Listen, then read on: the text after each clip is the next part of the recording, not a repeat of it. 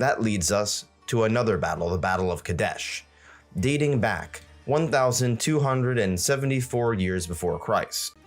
Let's start off with the Battle of Megiddo, which happened 1,457 years before Christ, or before the Common Era, if you speak in Fedora terms. This was a battle between ancient Egypt and various Canaanite coalitions. If you don't know, the region of Canaan is what now is made up of Israel, the Palestinian territories, Jordan and Lebanon, and maybe parts of Egypt. Ancient Egypt was flexing its might and power, and they eventually pushed northwards into what is now the modern state of Israel. This victory over the Canaanites solidified Egypt's dominance in the Levant and expanded its empire to include this territory. However, it eventually was at loggerheads with another major Bronze Age power. That leads us to another battle, the Battle of Kadesh, dating back 1,274 years before Christ. This, of course, was between the Egyptian forces led under Ramses II and the Hittite Empire. The Hittites were an Indo-European group. However, they have been largely forgotten to the sands of time, unlike Egypt.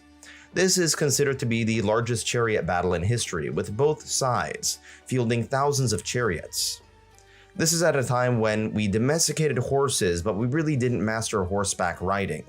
We also had the wheel, and with the horse and the wheel, we now had chariots. Now, both sides treated this as some sort of glorious victory. However, the reality was that it was probably a stalemate. It resulted in one of the earliest international peace treaties, establishing an alliance between Egypt and the Hittites. It marked the height of ancient Egypt's military power under Ramses II, even though many of the tales of Ramses II's deeds were greatly exaggerated.